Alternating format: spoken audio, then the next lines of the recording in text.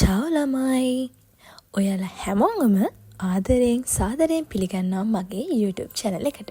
මේක තමයි මගේ first voice over video එක.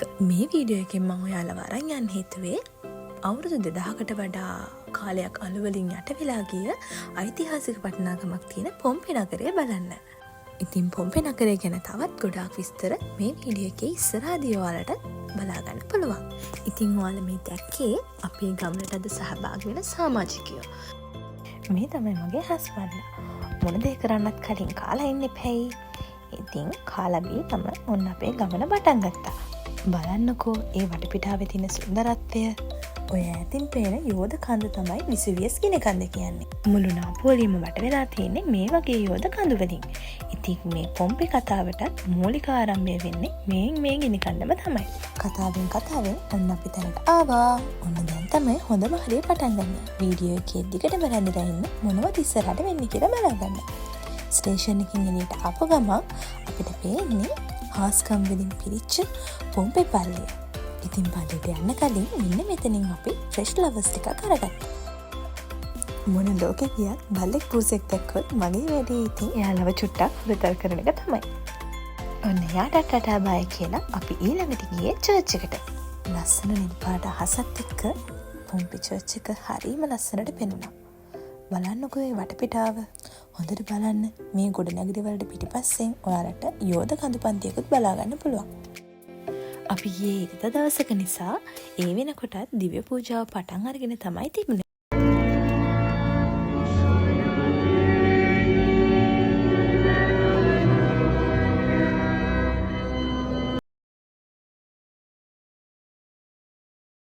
බලන්නකෝ කොයිතරම් ලස්සන පල්ලියක්ද මේක.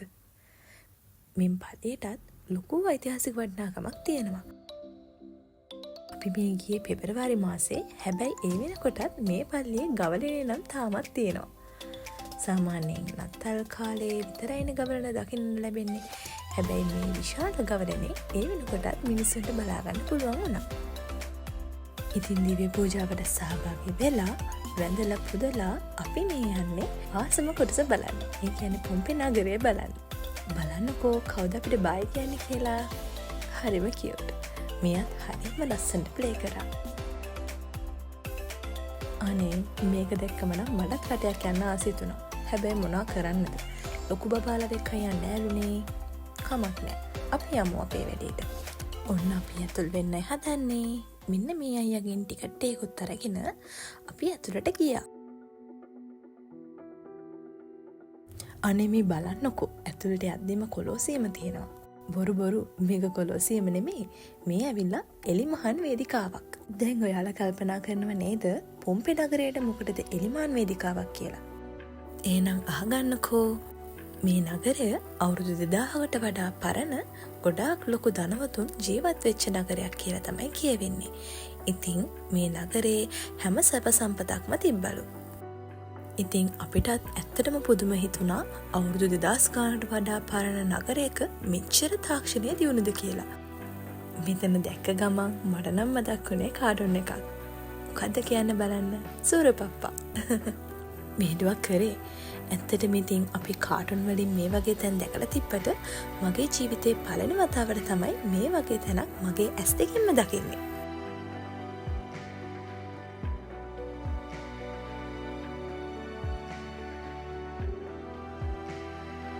දැන් අපි යන්නේ පොම්පේ නගරයේ ඇතුළට. බලමු මොනවද මේවල අපිට බලන්න තියෙන්නේ කියලා. බලන්නකෝ මේ වහලා තියෙන්නේ නටමුන් වෙලා ගිය ගෙවල් ටිකක්. එහෙනම් එන්නකෝ ඔයාලට මේ කතාව කියන්න. මන් තොරතුරු හොයලා බලපු විදියට මීට අවුරුදු 2000කට පමණ පෙර විසුවියස් කියන විශාල ගිනි කන්ද හදිස්සියෙම පුපුරලා ගිහිල්ලා තියෙනවා.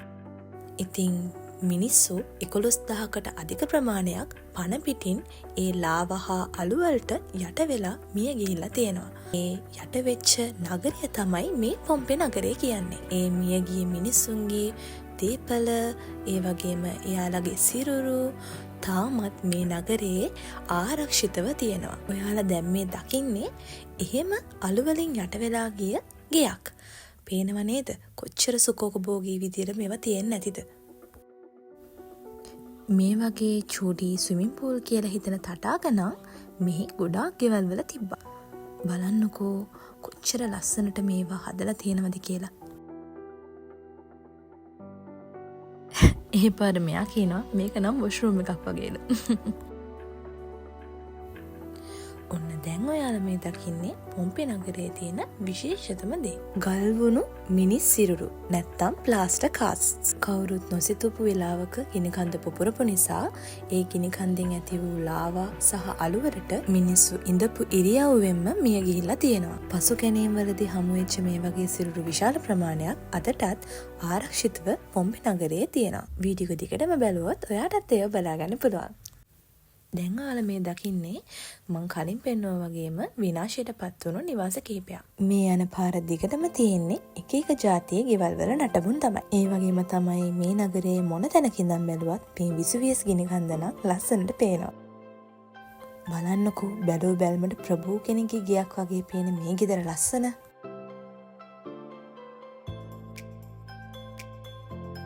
බිත්තිවල එහෙම චිත්‍ර ඇඳලා හරිම ලස්සනට තාමත් ඒවා පවතිනවා. අම්මෝ ඇවිදලා හොඳටම මහන්සි වෙලා තමයි අපි හිටියේ. ඉතින් මෙන්න මේක දැකලා අපි හැමෝටම ලොකු සතුටක් ආවා. ඔයාලට තව දෙයක් කියන්න අමතකුණානේ. මේ පොම්පේ නගරේ පුරාවටම ඔයාලා ආවොත් ඔයාලට පූස් යාළුවෝ දැක් ගන්න පුළුවන්. හොඳට වැඩුණු පූස ගොඩාරියක් මෙහි හරි නිදහසේ ජීවත් වෙනවා. මේ පේනව නේද?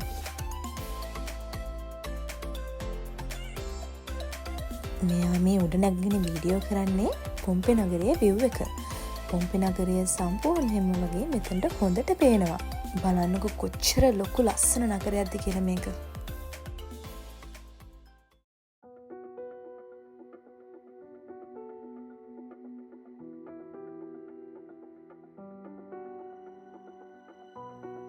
මෙතනින් ඩ්‍රින්ක්ස් උයි ස්නැක්ස් ටිකකුයි අරගෙන අපි ආයෙමත් අපේ ගමන පටන් ගත්තා. මේ බලන්නකෝ මේ විලේ ආස හරිම පැහැදිලි. ඉතින් ඈතින් තියෙන කඳු ටික හරිම ලස්සනට පේනවා. කැන්ටින් එකෙන් පල්ලෙහාට බහිද්දි අපි දැක්කා මිනිස්සු කට්ටියක් මොනවදෝ වට වෙලා බලන් ඉන්නවා. අනේ බලන්නකෝ කවුද මේ ඉන්නේ කියලා. නළු පූසෙක්. මං හිතන්නේ මේ නළු බට්ටා ගොඩාක් කාලෙ ඉඳන් මෙහි ඉන්නවද කොහෙද? ටුවරිස්ට්ලා එයාගේ ගත්තු ෆොටෝස් ගොඩක් ඉන්ටර්නෙට් එකේ තිබ්බා. මේ තියෙන්නේ තවත් ගෙයක් ඇතුලේ තිබ්බ නාන තටාකයක්. ඒක නම් පෙනුමට හරිම විශාලයි. දැන් මේ අපි ඇවිල්ලා තියෙන්නේ පොම්පේ නගරයේ ෆෝරම් කියන කොටසට. ඒ කියන්නේ පොම්පේ නගරයේ හදවතට. Heart of Pompeii City කියලා තමයි මෙතනට කියන්නේ. පොම්පේ නගරයේ විශේෂතම තැනක් තමයි මේ. මෙතන ගොඩක් කට්ටිය මහන්සි නිවා ගන්න වාඩි වෙලා හිටියා. ඉතින් මේ ලස්සන view එකත් බල ෆොටෝස් ටිකත් අරගෙන අපිත් මෙතනට වෙලා මහන්සි නිවා ගත්තා. ඔන්න ආයෙත් ඉතින් ගමනේ යා. මේ පැත්තේ නම් තිබුණෙම විශාල කුළුණු, කණු, ඒ වගේම ලොකු එන්ට්‍රන්ස්, ඒ වගේ දේවල් තමයි. ඔන්න ඉතින් ඒවත් බල අපිත් ඉස්සරහටම ගියා.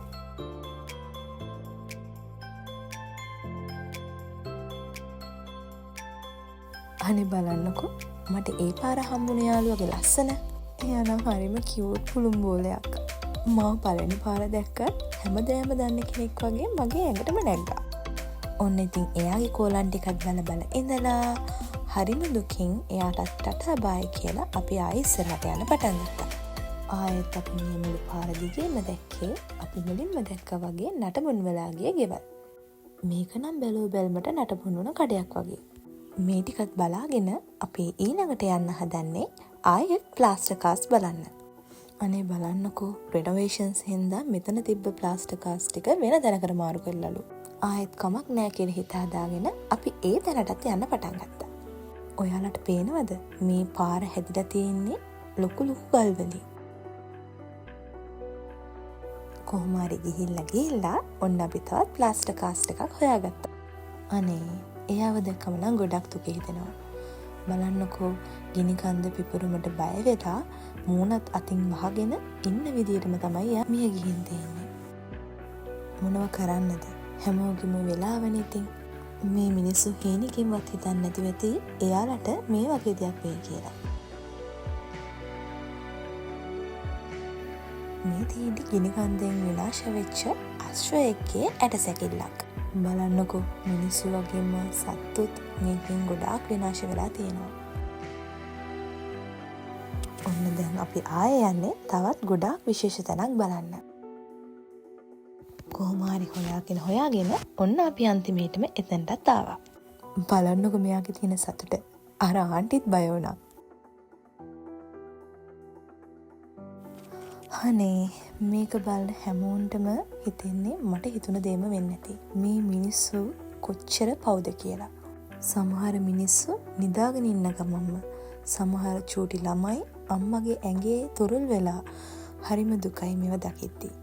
ඒ කන්ද පුපුරනකොට මෙයාලට කිසි දෙයක් හිතා ගන්නවත් වෙලාවක් නැති වෙන්නේ නැති. ඒතනත් බලලා අපි ඊළඟට ආවා මේ නටබුන් වෙලා ගිය පිළිම තියෙන තැනට.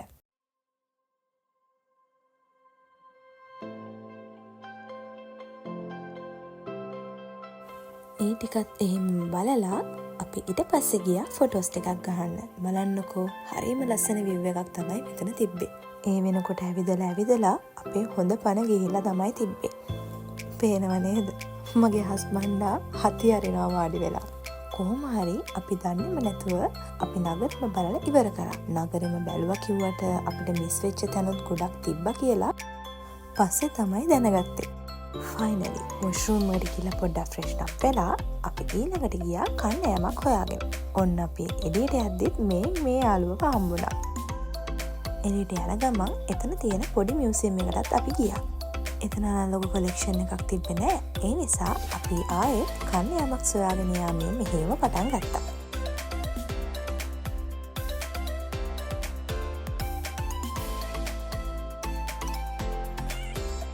හිත පිරෙන දෙයක් හොයලා අන්තිමේටම අපි නතර වුණේ මෙන්න මෙතන.